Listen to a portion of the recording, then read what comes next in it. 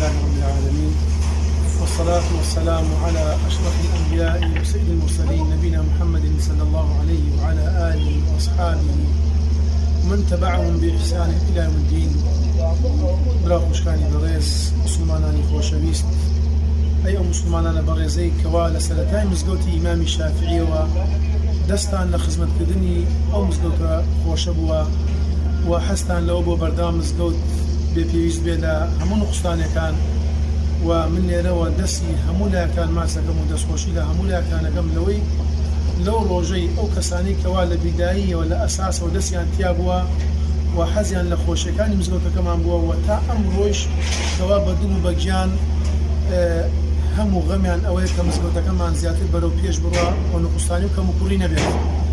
بێگومان ئێمەش کەوا لێرە ناسراوین و سوپاس بۆ خوای پەروەردگار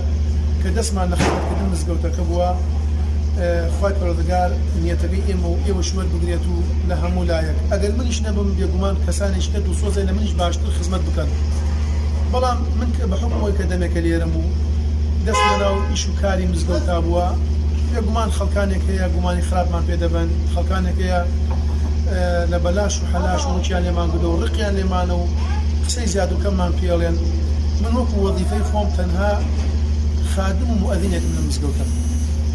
بەڵام مزگەوت ماڵی خوای پەروەردگارە کە خۆم بە خادمی دادەنێم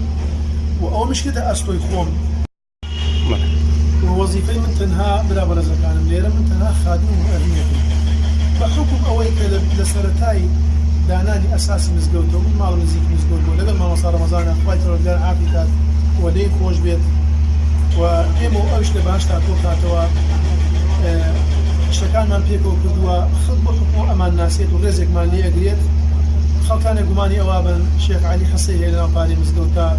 یاخود لەو ئەو کەسە دەوڵەمانانەی کە شێخ عەلی ئەناسن حسیان بۆ شێخ عەلی داناوە یاخود کری باشێ دەنێ. خوای پەروەردگار شاهد لەسەر قسەی کە ئەیکەم بە کابرای دەوڵەمەند و متەبەڕع وتووە یەک دینار تۆ لە من حرام بێت و ئەو وەستانەیش کە لێرە وەستاوم ئەمێ وەکو باقی مسلمانان کەوا دەستی خێریان تایە، منیش خێرێک دەستکەی بۆ قیامەتی خۆم و بێتە زەخیرێک بۆ قیامەتم. چاوم لەوە نییە کابرای متەبەڕع دینار دادە من و دیناری متەبەڕعەکەش لە من حرام بێت، یەک دینار و لە غەیری ڕاتبەکەی خۆم هیچ ترم نییە. و من تەنها ئیش و کاری من حەلقەیەکی وەسڵە لە بینی مسلمانانی خێرخواز و خزمەتکردنی مزگەوتەکەەوە. خەڵکانێک سقەمان پێکەن و ڕێزمان لێگرن، ئەو پارە تەسمی دەستی ئێماکەن. خوای پەروەردگار شاهیدە دینارێکی لە خۆ ماڵ منداڵ حرام بێت، هەموو بۆ خزمەت مزگەوتەکە سەرفەکرێت. خاڵی تر ئەوەیە ئەو برانێکەوە ڕێگریان لە ئێمە کردووە و ئێمەش بۆ ماوەی 2 مانگە چێت ئەمیشەمان ڕاکردووە. ڕاکردنەکە نەک لەبەر خاتەوەی کە من بترسم یاخود حساب ئەوە بکەم بڵێم من خۆم ساحێب مزگەوت بۆ خۆمەکەم، نە تاپۆی مزگەوت بەناو خۆم و کەس و کارمەوە هەیە، نە تاپۆی مزگەوت بەناو کەس و کاری ئەو برانەشەوەیە کە ڕێگری لە ئیشەکەی منەکەن. مزگەوت بەناو ئەوقافەوەیە بۆ کابرای متەبەڕع هەوڵی داوە بە شێوەیەکی ڕەسمی مەعامەلەی تەقدیم کردووە، چۆن ئەوقاف ڕێز و حرمەتێکیان کردووە بە ڕەسمی مەعامەلەی تەقدیم کرد بۆ بەغا حەساوە بە مزگەوتێکە. ئێمەش وەکو برایە پشتیوانی و هاوکاریەکەین و ئیشەکانی بۆ داپڕین و هەموومان مەبەستمان قەستمان ئەوەیە مزگەوتێک لێرە دروست بێت، نە مەبەستمان ژیاتیکردنی خەڵکە، نە سوکاتیکردن بە خەڵک. شکاتیان لە من کردا، جنێی پیسان بە عەرز و ناموسم داوە و بوختانیان بۆ کردووە، گوێنیان بە ماڵ و منداڵ و خێزانم داوە گەردنی گشتی ئازادیت. من نەجمیانی لەگەڵ کەسا هەیە و نەبێ ڕێزیشم بەرامبەر کەس کردووە، بەڵام ئەو کەسانێکەوە هەنگاوی خراپیان ناوە تادی سلاحی لێمان ڕاکێشاوە بۆ کوشتنمان هاتەتە سەرمان لە ناو مزگەوت دوای نوێژ بەیانی بە سیلاحەوە قسەکی لێم ڕاکێشاوە، گوێنی بە عەرز و ناموسم داوە، هەڕەشەی کوشتنیشی لێم داوە و شایەتمانی زۆرە و شورتەکانیش کەوا لێرە ڕاگیرا بوون تەنها بۆ ئەوەی بشێنی دروست نەبێت بۆ سەلامەتی و ئارایی مەنتیقەکەەوە ئەوان ڕێگری لە ئێماکەن وتمان با بەخۆشی و برایەتی بێت. جەنابتان لێرە بۆستن بۆ ئەوەی ئیشەکەمان بکەین لەبەرەوەی تامی نەما بۆ ماوەی 2 مانگە ئیشمان ڕاگردووە لەبەر خاتر ڕەزابوونی ئەوانیش بەبێ هیچ حجە و بەڵگەیەک و بورهانێک ڕێگری ئیشەکان ئێماکەن. مهندسمان هاودا لەسەر مزگەوتەکەمان ئەڵێ مزگەوتەکەتان کەڵکی ئەوەی نییە کەوا نوێژی تیا بکرێت. دوای بە چاوی خۆتان ئەو تەسویانی کە کردومانە کە حەفارەکە لێدا لای مزگەوتەکە دەخوارەوە شۆفەرە چێرێک لێدا لایش کە تێدەخوارەوە ئەمە ئێمە ئاگامان لەم واقعە هەبووە بە حکم ئەوەی کە لە بیدای مزگەوت لەگەڵا بوونا کاتی خۆی ئەم مزگەوتە بەنەبوونی کرا خەڵکی فەقیر و هەژار بوو مامۆستا ڕەمەزان خوا عەفوی کا و ئێمەش لەگەڵیا و کۆمەڵێ برای دڵسۆزیش لە دوورەوە هاوکاریان کردووە بێ ئەوەی کەسێ لەوانەی ئیسە خۆیان بە ساحەی مزگەوت دابنێت بۆیە لێرەشەوە ئەیڕێم نە من دوای تەواوبوونی مزگەوت بە پشتیوانی خوا نە من بۆم هەیە خۆم بە حەقداری ساحەبی مزگەوت دابنێم و کامل متەسەڕف بوو ئەمە ئەوامر و نەواهی لەژێر دەستم نابێت و نە کەسوکارەکەی منیش ئەگەر خۆمیش وەفاتم کرد و یاخود شتێکم بەسەرا هات یاخود ماڵم لێرە بارێکی دوورەوە کەوتم نەخۆم